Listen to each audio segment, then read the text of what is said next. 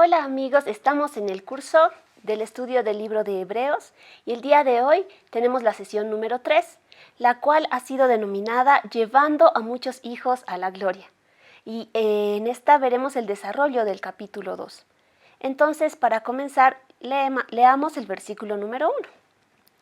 Por lo cual debemos dar más solícita atención a las cosas que fueron oídas, no sea que andemos a la deriva. En el primer versículo nos está instando el autor a que nosotros prestemos solícita atención, es decir, a que nosotros no tengamos en poco las palabras que se nos están siendo anunciadas. Deuteronomio 18:18 nos habla acerca de la profecía de Moisés, acerca de aquel profeta que iba a venir después de él, a quien debían oír. Y nos tiene una reprimenda esta profecía de Moisés. A él oigan, dice la palabra. Y si no lo oyen, reciban el castigo. Y la pregunta es, si la ley que hemos recibido por medio de Moisés ha tenido el cumplimiento en aquellos que la han transgredido en muerte, en aquellos que la han incumplido en muerte, ¿cuánto más aquellos que hemos oído las palabras del Hijo y no prestamos atención a sus palabras? Seremos reos de muerte, pues la vida se nos ha sido manifestada en Cristo Jesús, salvación eterna.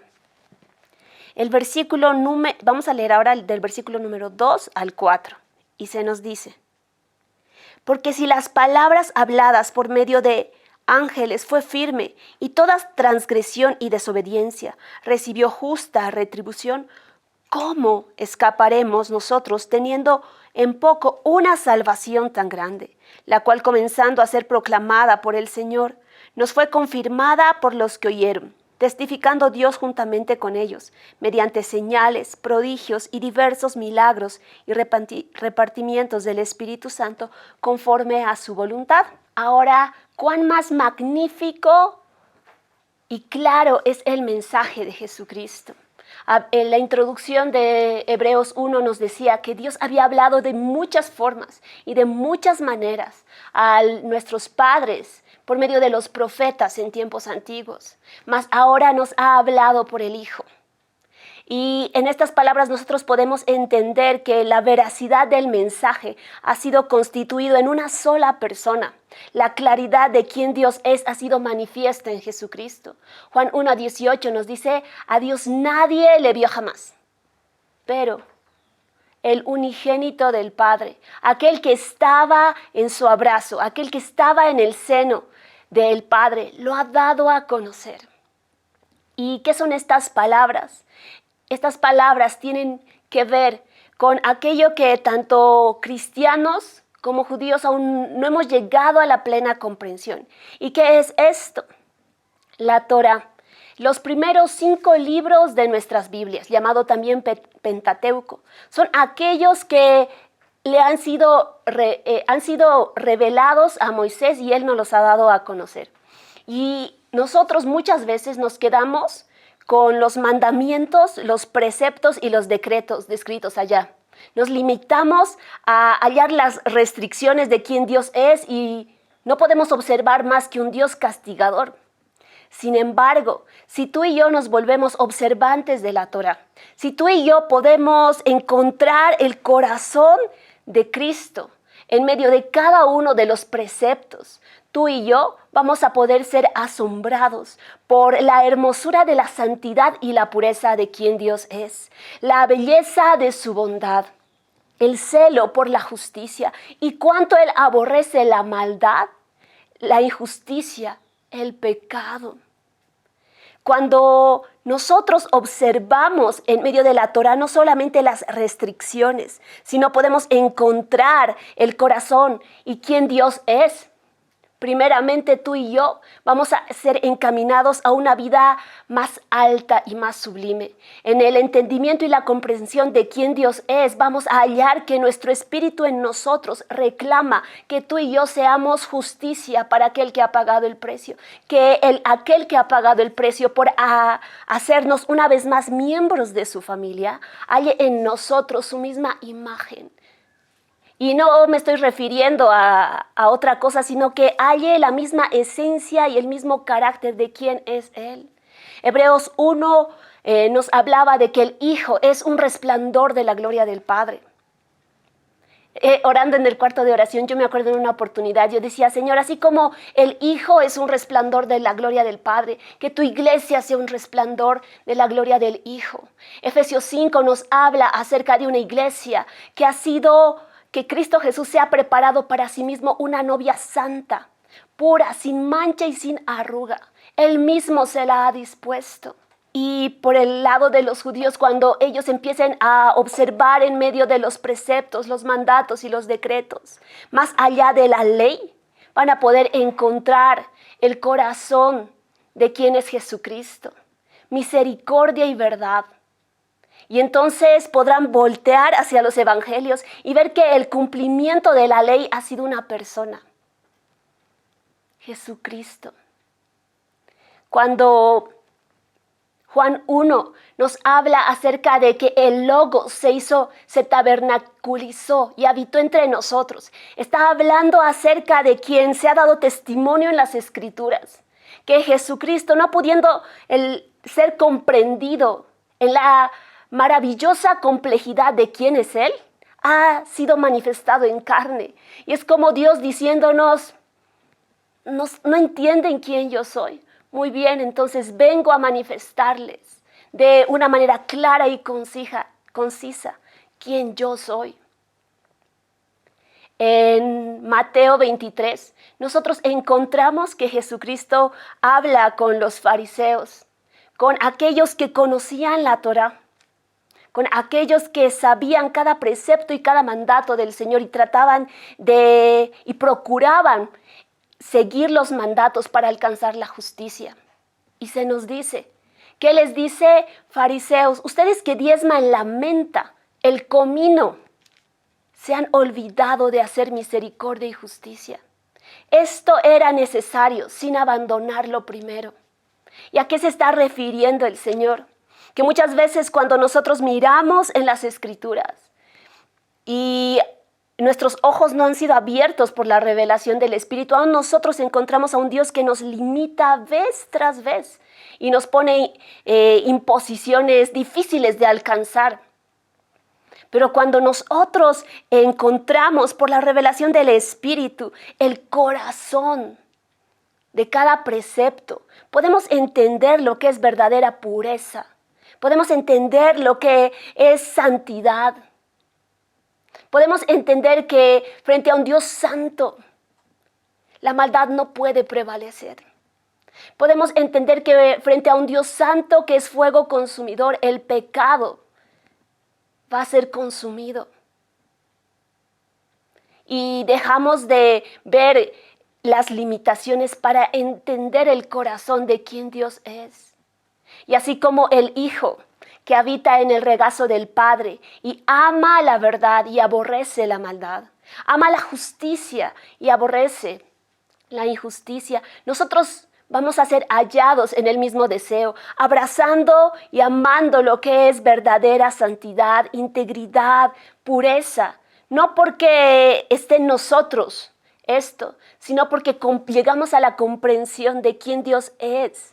Y en su presencia, en la presencia del Santo de los Santos, contemplando a cara descubierta, ciertamente como un espejo, vamos a ser transformados en la misma imagen, pues nos será impartido su corazón. Y dice que este mensaje tan contundente nos ha llevado a una salvación tanto más grande que la primera. El libro de Gálatas 3 nos habla acerca de esto. Gálatas 3:19. Entonces, ¿para qué sirve la ley? Fue añadida a causa de las transgresiones, hasta que viniese la simiente a quien fue hecha la promesa, y fue ordenada por medio de ángeles en mano de un mediador. en esta porción de la Escritura, el libro de Gálatas nos está anunciando que, dado que han existido transgresiones en la ley, tanto en el libro de Gálatas como en el libro de Hechos, nosotros podemos entender el versículo que acabamos de leer, el versículo 2, que nos dice: porque si la palabra hablada por medio de ángeles fue firme, y toda transgresión y desobediencia recibió justa retribución, ¿cómo escaparemos nosotros teniendo en poco una salvación tan grande? Y este verso vamos a ir disgregándolo. Cuando nos habla acerca de la palabra anunciada por ángeles, se nos está hablando acerca de que en el Sinaí también participaron en la entrega de la Torá, en la entrega del Pentateuco. Los ángeles se encontraban presentes, y esto es algo que también cita Gálatas y lo encontramos en Hechos. En Gálatas Pablo nos está hablando y nos dice: entonces, ¿para qué sirve la ley? Fue añadida a causa de las transgresiones, hasta que viniese la simiente a quien fue hecha la promesa, y fue ordenada por medio de ángeles de mano de un mediador.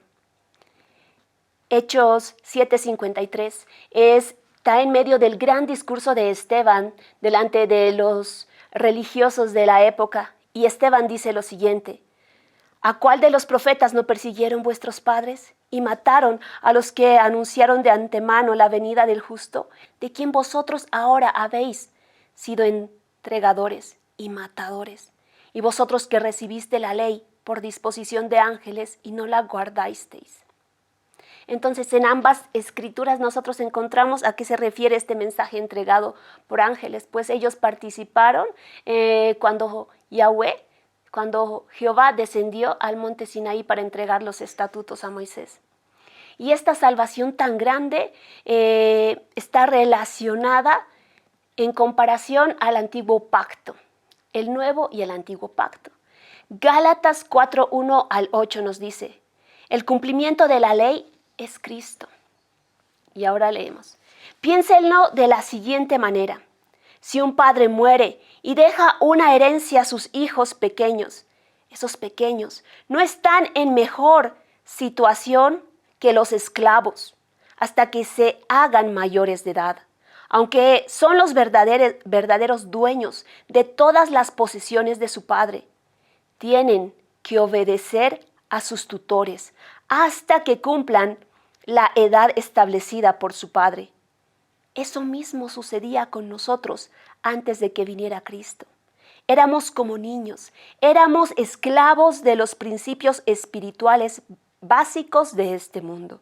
Sin embargo, cuando se cumplió el tiempo establecido, Dios envió a su Hijo, nacido de una mujer y sujeto a la ley, a fin de poder adoptarnos como sus propios hijos. Y debido a que somos sus hijos, Dios envió al Espíritu de su Hijo a nuestro corazón, el cual nos impulsa a exclamar: Abba, Padre.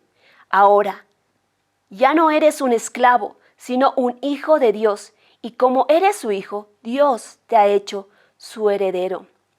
Entonces, ¿por qué viene esta magnificación de la salvación que hemos encontrado en el nuevo pacto establecido en Cristo Jesús frente a la ley anunciada por Moisés? Y viene en esta explicación que hace Pablo en Gálatas y nos dice, en el capítulo 3, el libro de Gálatas nos habla de que la ley ha sido constituida como nuestra aya. ¿Qué quiere decir aya? Quiere decir nodriza, quiere decir tutora. Y posteriormente nos explica en los versículos que acabamos de leer que cuando un padre deja a sus hijos huérfanos, están al cuidado de tutores. Y dice que estos hijos, mientras son pequeños, son menores de edad, su posición no es mejor a la de los esclavos. Pues por más que sean pequeños, ellos no tienen la madurez suficiente para regir sus propias vidas y aún su herencia y los gastos que deben realizarse para su autosustentación o decisiones respecto a los bienes que ellos poseen. Entonces Pablo nos dice que así, cuando el Señor adopta a Israel en el monte Sinaí, es a través de la ley, a quien constituye tutora. Pero dice que una vez que se manifiesta el Hijo, es porque el Hijo ha venido a pagar el precio de aquellos que eran antes como esclavos bajo la ley, obedeciendo los preceptos para llevarlos a la libertad gloriosa, no de esclavos cumpliendo la ley, sino de hijos reunidos al regazo de su Padre. Aquellos que no por obligación y para alcanzar el favor de Dios obran en justicia y en verdad, sino aquellos que en respuesta a que son amados y conocen quién es su Padre, aprenden a discernir entre lo bueno y lo malo, aprenden aún no solamente a discernir entre lo que es bueno y malo por medio del Espíritu que el Señor ha derramado en ellos, sino a través de venir a una relación con un Dios puro, santo, a quien pueden llamar Abba, y con quien desean no solamente que no esté enojado, sino aquel Padre con el que desean establecer una relación. Y es este el Evangelio que hemos recibido. Y muchas veces está mal predicado. A veces cuando escuchamos el mensaje de las buenas nuevas, se predica grande salvación, salvación del infierno. Y las personas que lo reciben limitadamente así, se empiezan a preocupar de todo lo que no tienen que hacer, pues no desean irse al infierno, y menos ahora, que se supone han venido al conocimiento de Cristo. Entonces empiezan a entrar en un caminar de su propia fuerza y su propia justicia, buscando caminar en la ley, y se dan cuenta que es imposible. Porque la ley de sus miembros, el pecado que mora en ellos, les lleva a hacer todo lo contrario. En el libro de Romanos nos dice Pablo, pero que gracias al Espíritu, a la ley del Espíritu, hoy tú y yo ya no tenemos que contender contra nuestra carne nada más, pues si bien hemos sido libertos del pecado, al recibir y creer en Jesucristo, nos dice que no solamente eso, sino que hoy en nuestros corazones mora la simiente de Dios, mora Dios mismo. Aquel Espíritu que resucitó a Cristo de los muertos es el que habita en nosotros. Y este Espíritu, al revelarnos el corazón del Padre, al revelarnos el rostro de Cristo, y en el rostro de Cristo, la manifestación de quién Dios es, nos hace saber que hemos sido llamados a ser hijos. Y como somos hijos, queremos pasar tiempo con el Padre, pues hemos sido llamados a una familia. No cuando nos muramos, nada más esperar a un día amanecer en los cielos, sino hemos sido llamados ahora, en esta preciso momento, que hemos venido al reconocimiento de quién Jesucristo es. Tú y yo hemos sido una vez más adoptados como miembros de la familia de Dios. El libro de Efesios nos dice que no es que nada más es por el beneplácito de la voluntad de Dios, que antes de la fundación del mundo tú y yo hemos sido escogidos por medio de Cristo Jesús para una vez más ser llamados hijos suyos. ¿Y a qué se refieren estas palabras? Sino que aún antes de que este mundo fuera llamado existencia, aquel Padre que había deseado tener uno en semejanza a quien llamar hijo y con quien compartir este amor expansivo que existía en medio de la Trinidad de Padre, Hijo y Espíritu, sabía que en su independencia, en su propio deseo, iba a corromperse. Pero había provisto al Cordero inmolado desde antes de la fundación del mundo, y es por medio de él por quien una vez más somos aceptos. Somos una vez más aceptos por medio de Cristo Jesús en la familia de Dios. Y es así que esta salvación tan grande no tiene que ver con ser esclavos para el cumplimiento de una ley, sino con hijos que se deleitan en la presencia de su Padre. Y en la presencia de su Padre aprenden a amar justicia y verdad, así como Jesucristo. Aprendemos a ser la viva imagen del Padre en nosotros, no por fuerza humana, sino porque el Espíritu en nosotros nos reclama, nos contriñe, que seamos en imagen a aquel por el cual hemos sido redimidos, que seamos en imagen a aquel que ha pagado el precio. ¿Y quién nos ha anunciado esta salvación tan grande?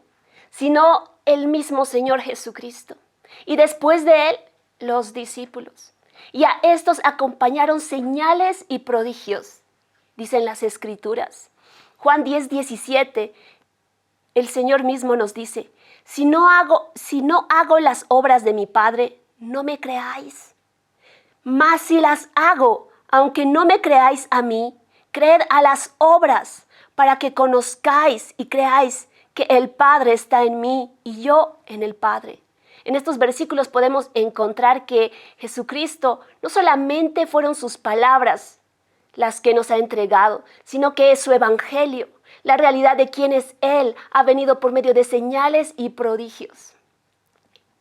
Y en aquellos tiempos les hablaba a los fariseos, si no me quieren creer por mis palabras, créanme por mis hechos. Créanme por aquellos enfermos que son sanados, por aquellos endemoniados que son liberados. Sin embargo, no hay mayor ciego que el que no quiere ver. Y es así que ellos le pedían señal. Y decía, generación perversa, me estás pidiendo señal de los cielos cuando no puedes observar en mí la misericordia y la justicia de venir a vendar a los quebrantados de corazón, de venir a consolar a los pobres con el anunciamiento de que el reino de los cielos se ha acercado a todos y cada uno de ustedes. El libro también de Hechos 5, del 12 al 16, Pedro nos habla del apóstol Pedro y nos está diciendo que a su predicación también acompañaban milagros y prodigios. Tanto dice que venían personas de aldeas lejanas a la ciudad de Jerusalén. Traían consigo a sus enfermos, a los endemoniados, y la gente era sana incluso hasta por la sombra de Pedro. Romanos 15:19, Pablo nos habla acerca de que también su predicación ha sido llevada con señales y prodigios a los gentiles, de los cuales él tenía ministerio. Continuando los siguientes versículos, podemos hallar del 5 al 8 nos dice, porque no sometió a los ángeles el mundo venidero, acerca del cual estamos hablando. Y aquí quiero hacer un corte antes de leer corrido del 5 al 8. Y es que el anunciamiento de esta salvación tan grande está relacionada con un mundo venidero. Está relacionada con una ciudadanía celestial. Apocalipsis 21:3 nos dice, y este es el tabernáculo de Dios con los hombres, y Dios morará con ellos, y ellos serán su pueblo, y Él será su Dios. Efesios 1:9 al 10 nos dice, y este es el misterio de la voluntad de Dios, el de reunir cielos y tierra en Cristo Jesús. Y en estos versículos podemos encontrar, Isaías 66 también nos habla acerca de nuevos cielos y nueva tierra. Y en estos podemos hallar que aquello que en el Edén se perdió, esa ruptura que existió entre el Padre y sus hijos rebeldes, en Génesis 3, es restituido en Apocalipsis 21. Pues vemos estos cielos nuevos y esta tierra nueva. Y siempre hago esta aclaración. Y me refiero a que la palabra nuevos en esta porción de la Escritura se utiliza el griego kainos y no el griego nipio. Y aquí está referido esto. En griego existen dos palabras para definir lo que es nuevo. Lo que es nuevo en calidad de tiempo, algo que recientemente ha sido producido, por ejemplo, está relacionado con la palabra nipiu, y lo que está relacionado con algo en calidad de nuevo, no en calidad de tiempo, sino en una mejor calidad que la anterior. Esto es kainos. Y es la misma palabra que se cita en 2 Corintios 5:17, cuando se habla de que nosotros hemos sido constituidos nuevas criaturas.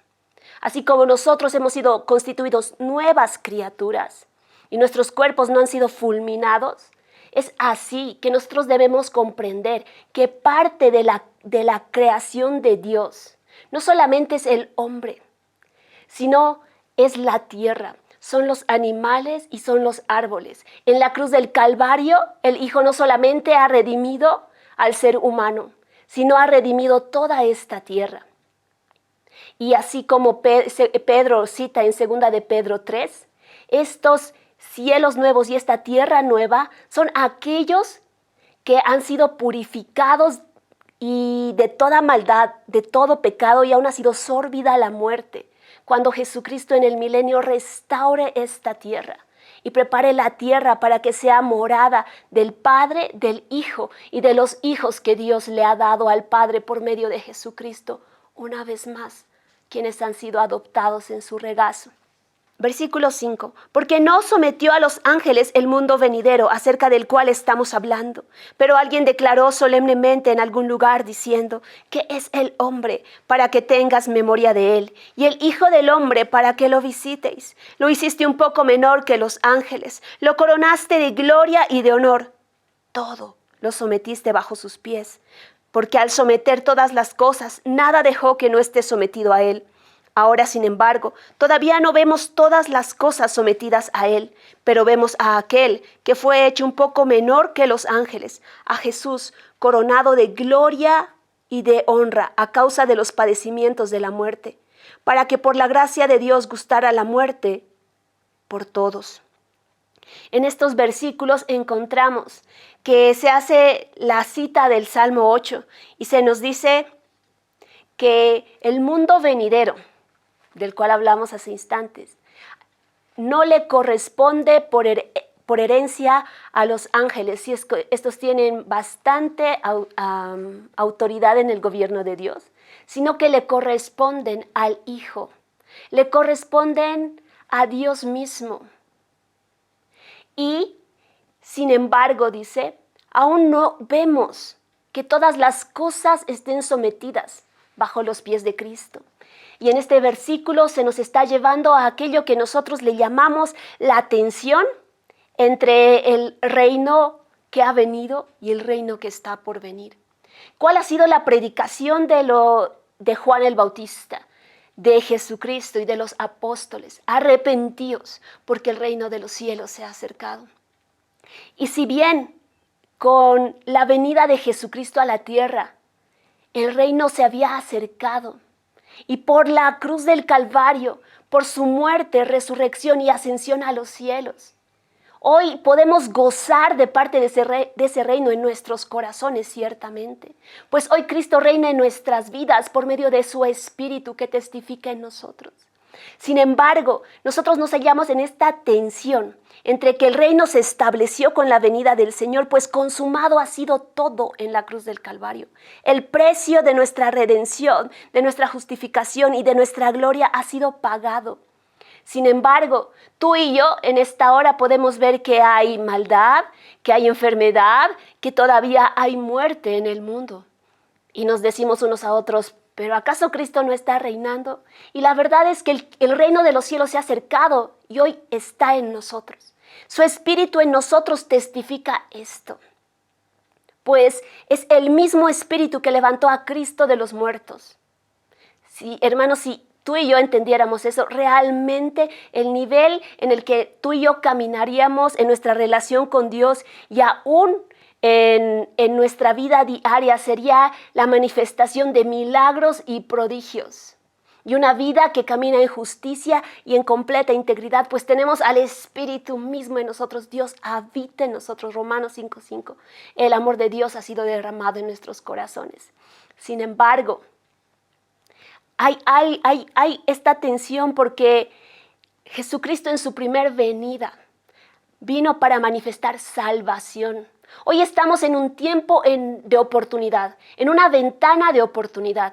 En tanto la cruz ha sido manifestada y el reino de Cristo va a ser establecido, hay un momento para que las personas procedan a arrepentimiento. El día de hoy estamos en este tiempo de intercambio. Todo aquel que reconozca quién es Jesucristo y venga a arrepentimiento puede acercarse a la cruz de Cristo y entregar sus pecados y tomar la justicia de Cristo, el Espíritu Santo, para empezar a caminar en verdad y en justicia como un hijo de Dios, como un ciudadano celestial, probando de eternidad en esta hora, no solamente en el disfrutar de su relación con Dios, sino en la manifestación de la justicia en su vida e incluso milagros y prodigios, pues el Espíritu está en nosotros. Y asimismo, todo aquel que rechaza es la obra de la cruz del Calvario. No es en este tiempo, sino en la manifestación de Cristo en su venida, donde seremos juzgados, de acuerdo a lo que nosotros hayamos creído de Él. ¿Y qué es aquello que tú y yo debemos confesar? Que pecadores somos, que merecíamos la muerte, pero en su misericordia Dios mismo proveyó propiciación por nuestros pecados al hacerse hombre. Y el justo se hizo pecado a causa de nosotros para revestirnos de su justicia y llamarnos una vez más a su familia, a ser hijos de Dios. Y no basta con que las personas crean que Jesucristo es un profeta, que Jesucristo es un actor histórico, que Jesucristo es el primer revolucionario. No. La gente necesita confesar que Jesucristo es Dios hecho hombre, que vino y habitó en nosotros. Filipenses 2, del 5 al 11 nos dice que Cristo Jesús no se aferró a su posición de Dios, sino, dice, que se hizo hombre. El Creador, a quien los cielos de los cielos no pueden contenerlo, se hizo una criatura. Se hizo siervo. Y además de hacerse siervo, Él fue a la cruz del Calvario a pagar por los pecados de hombres rebeldes y pecadores. Y dice, por cuanto esto ha hecho, ha heredado nombre sobre todo nombre, delante del cual toda rodilla se va a inclinar y toda lengua va a confesar que Jesucristo es Rey de Reyes y Señor de Señores. ¿Para gloria de quién? Para gloria del Padre. Y ciertamente vivimos todavía en este mundo caído esperando nuestra plena redención. Habla Romanos 8. Sí, dice que este mundo está esperando la manifestación de los hijos de Dios. E incluso dice, la naturaleza está gimiendo a una. Porque aquella naturaleza, aquella creación ha sido sujeta a maldición. Cuando el hombre peca, no únicamente él sufre la consecuencia de su pecado y esta separación de Dios, sino que él maldice la tierra. Y el león hoy se come al cordero. Y hoy hay maldad en el mundo, pero también la creación está en contra de su propia naturaleza. Y está esperando la redención. Isaías nos habla de que el león jugará con el cordero, un niño jugará con la criatura del áspid, ¿no? Con una serpiente. Y nos habla de estas cosas, pues estamos esperando esto. Y dice que aún nosotros mismos y nuestro espíritu en nosotros nos convence de que estamos esperando la redención de nuestros cuerpos. Estamos esperando que esto corruptible, esta carpa terrenal sea vestida de inmortalidad. Romanos 2 nos habla de que aquellos que procurando hacer el bien estaban buscando gloria, honra e inmortalidad, estos recibirán vida eterna. No así los que perseveraron en su maldad. Y en este tiempo nosotros estamos en esta ventana de oportunidad donde creer en Jesucristo nos justifica, nos hace limpios de nuestros pecados y nos lleva a una relación correcta con el Padre. Pero cuando Jesucristo se levante y tome su gran poder, Apocalipsis 11, 15, Él va a venir a dar la retribución, tanto a sus profetas, a sus santos grandes y pequeños, vida eterna, y a los que destruyen la tierra, destrucción. Y únicamente esta palabra no está referida a las personas impías. Muchas veces cuando se habla de los enemigos de Cristo, todo lo que pensamos son las personas que lo niegan. Pero el Señor está airado en contra de la maldad, está airado en contra del pecado, está airado en contra de aquellos que trafican niños y está airado en contra de aquellos que oprimen a sus hermanos. Sí, pero sus principales enemigos son la enfermedad, son la muerte y son el diablo y sus enemigos. En Apocalipsis 20 nosotros encontramos que al lago de fuego es echado el diablo, el falso profeta, el anticristo, y 1000 años más tarde el diablo. Y después la muerte. Y dice que este es el lugar que ha sido preparado para el diablo y sus ángeles. El infierno, la separación de Dios por siempre, no es un lugar que ha sido preparado para los hijos de Dios, sino que estos, cuando se unieron a la rebelión y permanecen en su maldad, pese a que ha sido provista la salida por Cristo Jesús de su maldad, de sus pecados, y ellos la desechan, pues entonces van a recibir la justa retribución de sus decisiones. En la cruz del Calvario, Jesucristo paga por tus pecados y los míos cuando venimos a arrepentimiento y confesión. Pero aquellos que rechazan la cruz de Cristo, pues sobre ellos mismos va a caer su castigo. Entonces, Filipenses nos dice que el Señor Jesucristo ha sido coronado de gloria y de majestad. ¿Dónde? En la cruz del Calvario. Sí, es cierto, Jesucristo es rey hoy en día, aunque no lo veamos reinando sobre esta tierra física. Pero llega la hora, hermanos, de que Él va a tomar su gran poder y va a reinar. Ha sido coronado. Apocalipsis 1:5 nos dice que al que nos amó y nos lavó de nuestros pecados con su sangre y nos hizo un reino de sacerdotes para Dios su Padre. A Él sea la gloria y el imperio. La gloria, el imperio y las naciones le corresponden a aquel que ha pagado el precio de su redención. Versículo 10. Porque convenía a aquel, por cuya causa son todas las cosas, y mediante el cual todas las cosas subsisten, que cuando llevó a hijos a la gloria, perfeccionara por medio de padecimientos al autor de la salvación de ellos. En estos versículos encontramos que Jesucristo tuvo que padecer de la muerte para librarnos del imperio de la muerte.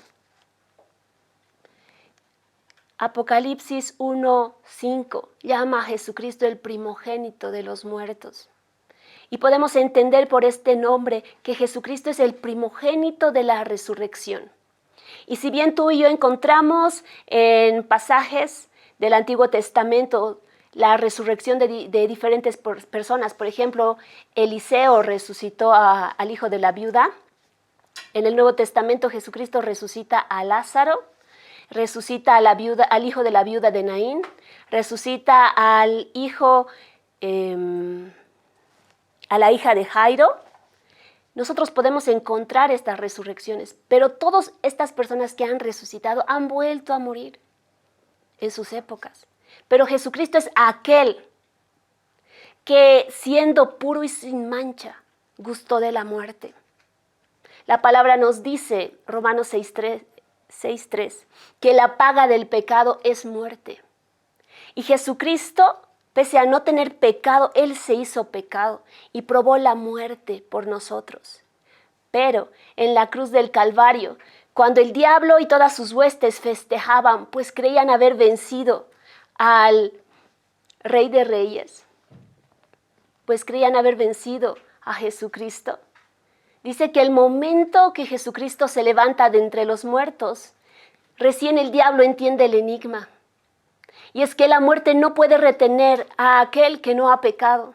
Y la muerte no pudo retener a Jesucristo. Y Él tenía que ser totalmente hombre para padecer la muerte. Y Jesucristo tenía que ser totalmente Dios para resucitar. Y esto lo hemos visto. Esto lo hemos contemplado a través de las Escrituras y de los testimonios de aquellos que nos cuentan acerca de la resurrección. Y es que el Hijo ha gustado la muerte por todos y cada uno de nosotros, para que nosotros en su resurrección tengamos esperanza de resurrección. En su resurrección Él nos ha llamado de muerte a vida.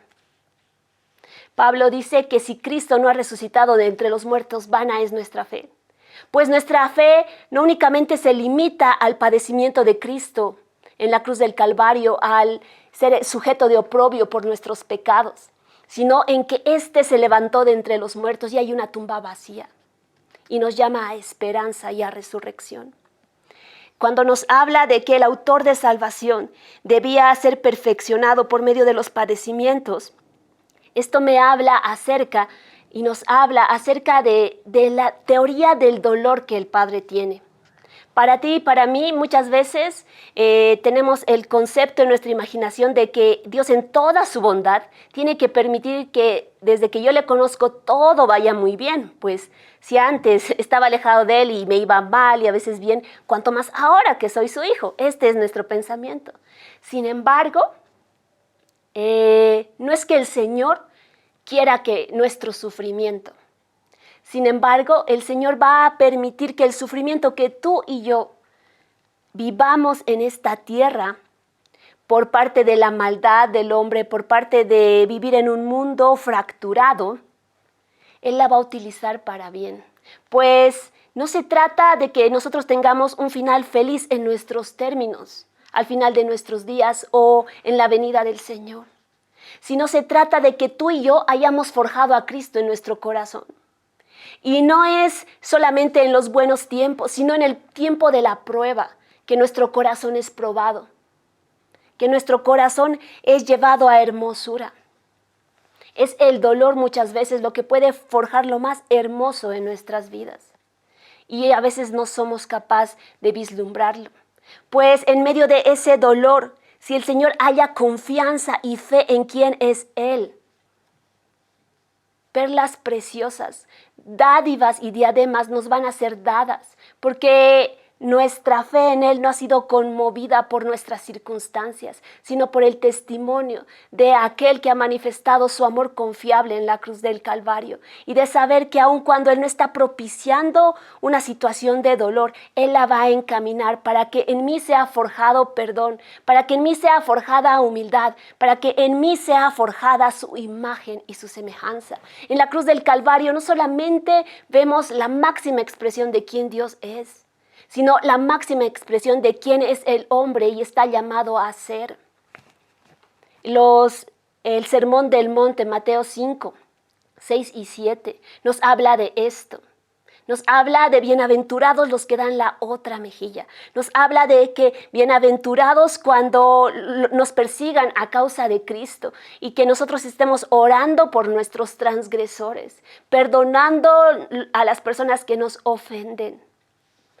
Y es a veces cuando nosotros atravesamos estas adversidades que nuestro cristianismo es verdaderamente confrontado.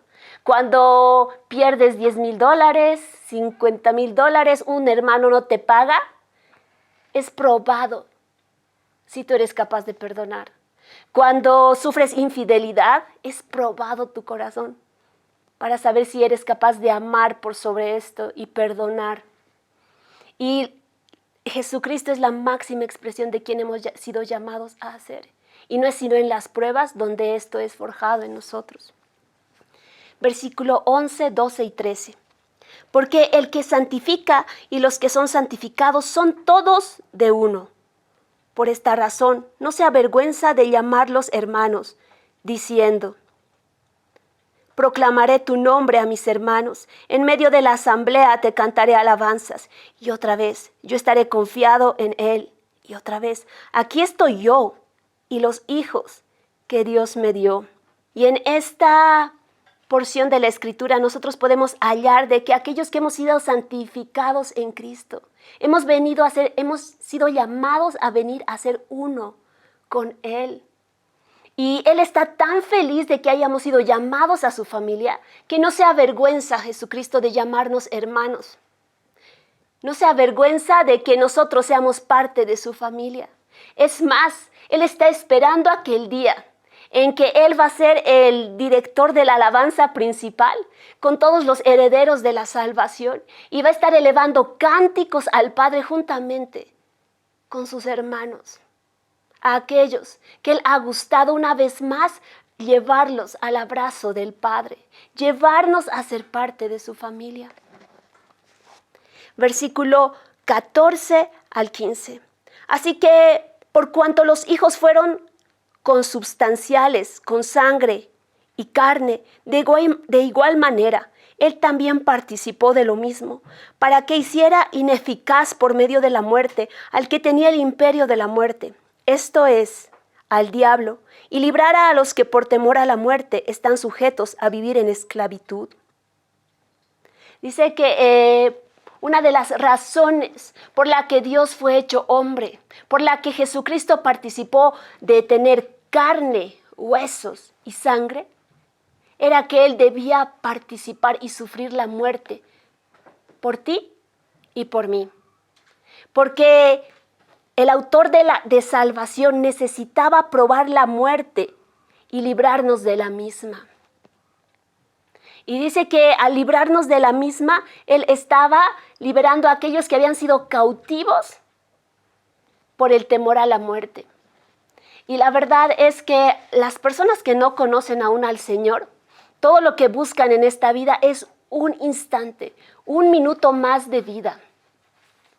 Buscan el prolongar sus días en esta tierra. Recuerdo muy bien el libro del mártir de las catacumbas.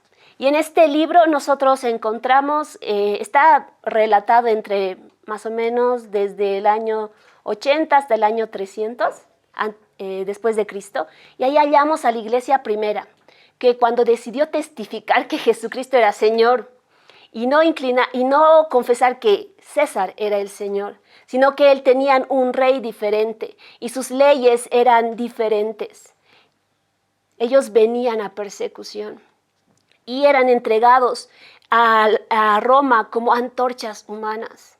Y se los llevaban para hacer la atracción del circo romano, sea peleando con gladiadores o con fieras. Y se llevaba no solamente a hombres, sino tanto a mujeres, niños y ancianos.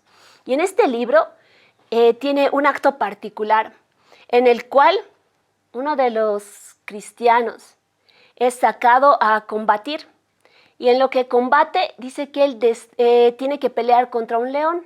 Y él confiere esa pelea y vence al león. Más tarde entran dos gladiadores a pelear. Y gana el más alto y el más fuerte, pero por un pelo es que gana. Pues, si no me equivoco, tenía raída su mano y estaba totalmente golpeado.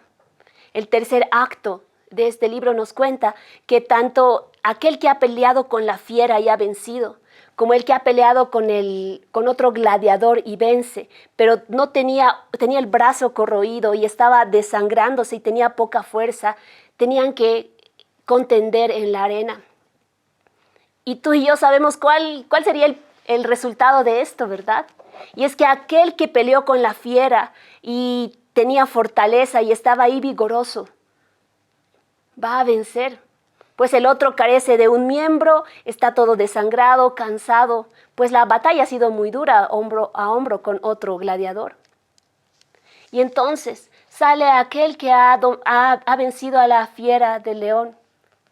Y dice que cuando encuentra a otro hombre parado delante de él, lanza un grito y dice: Máximo Augusto César, no voy a levantar mi mano contra un hombre que es semejanza a Dios. Y entonces aquel que ha vencido a una fiera y tenía toda la fortaleza para vencer a este gladiador, se postra en el suelo y lanza el machete. Y aquel otro hombre, el gladiador, que no tenía un brazo, que estaba desangrándose, casi arrastrándose, dice que en sus ojos se ve un brillo y entonces corre con todo lo que quedaba de fuerza y degolla a aquel cristiano. No es capaz de compadecerse de aquel que le muestra misericordia, pues todo lo que el hombre sin Dios busca en esta tierra es prolongar su existencia. Sin embargo, aquellos que creemos en Cristo, hemos vencido el temor a la muerte por Cristo Jesús. Hay una frase bastante particular y dice que todo tiene solución excepto la muerte. Sin embargo, para los cristianos, todo tiene solución, incluso la muerte, pues Cristo ha vencido a la muerte. Y esta es la esperanza de los cristianos. Ahí mismo, en este libro, nos relata la historia de jóvenes vírgenes y ancianos que van a la arena. Y entonces se sueltan a las fieras, a los leones, a los leopardos, a los osos. Y dice que las mujeres, los niños y el anciano empiezan a elevar un cántico. Y este cántico era un cántico apocalíptico. Ellos le ponen melodía a Apocalipsis 1:5 y cantan a una voz: al que nos amó y nos lavó de nuestros pecados con su sangre y nos hizo un reino de sacerdotes para Dios su Padre. A él sea la gloria y el imperio. Y dice que sus rostros resplandecían en paz, sus rostros resplandecían de felicidad, pues ellos sabían a dónde estaban marchando. Pues sabían que la muerte era tan solo un paso para estar con su Creador. Es lo mismo que nos relata el libro de Hechos en el capítulo 7, cuando Esteban está siendo apedreado. Y la palabra dice que en medio de que Esteban hace la más excelsa predicación de los tiempos, pues hace un perfecto resumen de todo el Antiguo Testamento en el libro de Hechos. Dice que él está predicando y los fariseos están crujiendo sus dientes, pues él les acaba de decir que este Mesías al cual estaban esperando era Cristo y que ellos lo habían matado. Entonces dice que ellos empiezan con fiereza a lanzarles piedras, a lapidarlo a través de las piedras. Y Esteban dice que alzando su mirada a los cielos, ve los cielos abiertos y ve a aquel que está sentado en el trono y a su diestra al Hijo de pie. Y Esteban, en cuanto tiene esta visión, lo siguiente que se registra en la Escritura es que él dice: Padre, perdónalos. No les tomes en cuenta este pecado. Y aquello que a ti y a mí nos hace no aferrarnos a esta vida es el saber que hay uno sentado en el trono y que Jesucristo está a su diestra. Y que si es tan real esto, tan inminente el lugar al cual tú y yo estamos partiendo, las personas que están apedreando a Esteban también tendrán un trágico final si no se arrepienten y vienen al conocimiento de quién es Jesucristo. Y por eso él eleva una plegaria y pide que no les tome en cuenta ese pecado. En el capítulo 8 encontramos a Saulo de Tarso siendo encontrado por la revelación de Jesucristo en el camino a Damasco. Aquello que los mártires entendieron y que todo cristiano debe entender es que Jesucristo ha vencido a la muerte y ya no hay algo a lo que tú y yo debamos temer, excepto a aquel que puede quemar nuestras almas en el Seol del fuego eterno. A los hombres que pueden quemar nuestros cuerpos no le temamos, no neguemos la fe, prevalezcamos en nuestra confesión de quién es Cristo Jesús, pues Él ha vencido a la muerte. Nada puede separarnos de Él. Los siguientes versículos nos dicen, versículo 16, porque ciertamente no viene en ayuda de los ángeles, sino que viene en ayuda de la descendencia de Abraham. Y este versículo es bastante impactante, porque nos dice entre líneas que 1/3 de los ángeles fueron arrasados en la rebelión del diablo. Sin embargo, Jesucristo no fue a rescatar a 1/3 de ángeles, sino que vino por los descendientes de Abraham, aquellos que iban a creer por medio del sacrificio de Cristo.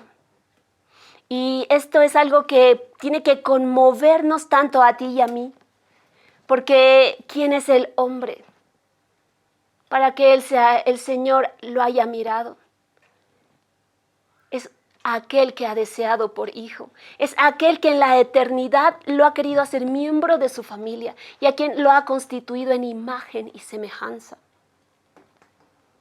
Y en los versículos anteriores veíamos que Jesucristo anhela constantemente y desea estar juntamente con los primogénitos de la salvación.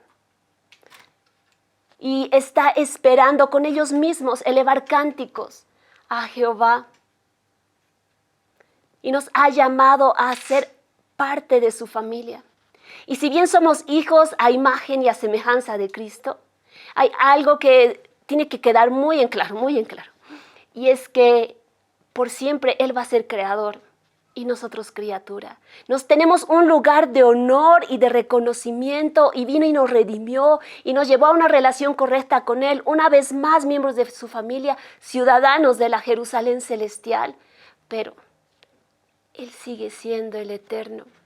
Él sigue siendo Dios y nosotros su creación. Por esto es que no podemos andar como aquellos que reclaman y decretan lo que bien les parece, sino conforme a los deseos del Señor se ha hecho en nuestra vida. Pues hemos sido creados nosotros para Él, no Él para nosotros. Versículo 17 al 18. Por lo cual convenía que en todo fuera semejante a sus hermanos, para que les fuera un misericordioso y fiel sumo sacerdote ante Dios, para expiar los pecados del pueblo, pues en lo que Él ha padecido siendo tentado, es capaz de socorrer a los que están siendo tentados. Y dice que ha venido a ser en semejanza de sus hermanos, ha participado en carne y sangre. Algunas veces me he preguntado, ¿y por qué no vino de 33 años? Muy bien, tenía que venir y tenía que padecer por nosotros, está bien, pero ¿por qué no vino grande? ¿Por qué no vino directamente a iniciar su ministerio, a hacer la tarea, a ir a la cruz? ¿Por qué decidió ser concebido por el Espíritu Santo en el vientre de María? Permanecer 9 meses en la vulnerabilidad del cuidado de una mujer dentro de su vientre. Porque después en su nacimiento es un bebé que tiene que ser alimentado por los llantos y los gritos que haga a su madre. ¿Por qué es que tenía que hacer así? Y la verdad yo no encuentro muchas respuestas, excepto la dulzura y el amor de Él, buscar ser semejante a nosotros para compadecerse en cada situación que tú y yo seamos tentados. Podemos saber que es posible vencer, pues Él ha vencido. Y aun si no vencemos en la prueba, es posible correr a sus pies y hallar misericordia. En el Antiguo Testamento, una de las características de los sacerdotes era que ellos, al ser igual hombres de carne y hueso, ellos también tenían, primeramente, como ellos representaban a los hombres delante de Dios, ellos primeramente debían de presentar sacrificios por sus propias vidas y debían cuidar de caminar en integridad. Y el momento que ellos presentaban ofrendas por sí mismos, yo creo que ellos estaban pudiendo tener total identificación con aquellos por los cuales iban a realizar las ofrendas de expiación. Y podían no creerse por encima o creerse superiores, pues ellos también habían estado en pecado en algunas situaciones. O no solamente pecado, sino habían experimentado situaciones de impureza. Y no porque sean malos, ¿no? Sino por la naturaleza pecaminosa, o sea, el pecado moraba en ellos, todavía el Espíritu no estaba en ellos, no los había redimido, no había venido el Señor. Pero no solo eso, sino que en el Antiguo Testamento nosotros distinguimos entre 2 tipos de actitudes. Y uno eran los pecados que se cometían, y en medio de ellos estaban los que se cometían sin darse cuenta y los que se cometían adrede, y por ambos había que realizar expiación. Pero también había una ley para la purificación. Y esta ley para la purificación no solamente tenía que ver, esta ley en purificación no tenía que ver con los pecados que uno realice, sino con actividades referentes a tu cotidiano vivir. Por ejemplo, como actividades impuras estaba que haya un cadáver delante de ti y tú eras contaminado el momento que tus padres morían o el momento que tu hermano moría. Y por eso no podías estar delante de la presencia del Señor, sino que 7 días eras echado del campamento y tenías que luego al tercer día ser purificado y recibir las aguas de la purificación, y el 7º día recién una vez más eras purificado y volvías recién al campamento. Los sacerdotes podían ser impuros en el hecho de que tenían que ir a quemar cenizas de las novillas de los sacrificios, y también al hacer eso ellos eran contaminados por el pecado que éstas estaban representando, y también tenían que hacer el rito de la purificación. Entonces, estos sacerdotes, en medio de sus labores, no solamente por sus por el pecado que moraba en ellos, ellos iban a necesitar de rituales para acercarse al Señor. Y ellos tenían que identificarse con los pecadores para tener misericordia de ellos. Y así Jesucristo tuvo que participar de carne y sangre y ser tentado en todo, pero hallado sin mancha, sin pecado, para poder socorrer, dice, a los herederos de salvación que son tentados y darles pronto auxilio. Recordemos en esta hora que tenemos uno allá en los cielos a quien podemos llamar hermano. Tenemos uno a quien es nuestro abogado. Tenemos uno que es nuestro sumo sacerdote. Y más adelante en el capítulo 9 y 10 vamos a desarrollar el sacerdocio de Jesucristo. Pero en tanto hagamos esta reflexión. El Hijo se acerca al Padre. Y en medio de este capítulo hemos visto que dice, yo te glorificaré con los hijos que me has dado. Que el deseo de Jesucristo de llevar muchos hermanos a la gloria de Dios sea también tu deseo y el mío. Que tú y yo podamos entender aquello que se nos ha sido confiado por Jesucristo. Segunda de Corintios 5, 17 al 21, nos habla acerca de que Cristo estaba en sí mismo reconciliando al mundo y nos ha llamado a nosotros al ministerio de la reconciliación. Y nosotros como embajadores de Cristo debemos gemir a una, dice al pueblo, a las personas, arrepiéntanse, vuelvan al Señor. Pues aquel que no probó pecado, se hizo pecado por nosotros para darnos su justicia. Y qué honor, qué lugar de dignidad el Señor nos ha dado en medio de sus propósitos. Pues el Dios que puede hacerlo todo, que podría Él mismo predicar las buenas nuevas de salvación en todo el mundo a través de sueños y visiones, decide que sus hijos, aquellos que han heredado salvación, sean los proclamadores de esta verdad, sean los que anuncien a sus hermanos, sean los que participen de su historia. Hemos sido honrados en pertenecer a los propósitos de Dios. Y esta dignidad no se la ha dado el Señor a los ángeles. Y la razón que yo pienso para esto es que nosotros podemos consolar a este mundo caído y fracturado con el mismo consuelo que hemos recibido, que éramos pecadores, merecíamos la muerte, pero Cristo Jesús murió por nosotros para hacernos miembros de su familia. Este es el mensaje que nos consuela y que podemos llevarlo a este mundo para consolarlos, pues lo hemos experimentado. Sin embargo, los ángeles, 1/3 de ellos cayó y no fue Cristo Jesús a redimirlos. Entonces ellos no pueden proclamar una palabra de consolación de la cual no han experimentado. Pero tú y yo, sí, tú y yo hemos probado el eterno amor de Dios en Cristo Jesús. Y tú y yo debemos ser aquellos hijos que llevemos a otros hermanos a la gloria de Dios a través de la predicación de la hermosura de Jesucristo, de la obra del Calvario, de la cruz de Cristo, de su muerte, resurrección, ascensión y su venida. Nos vemos la siguiente clase.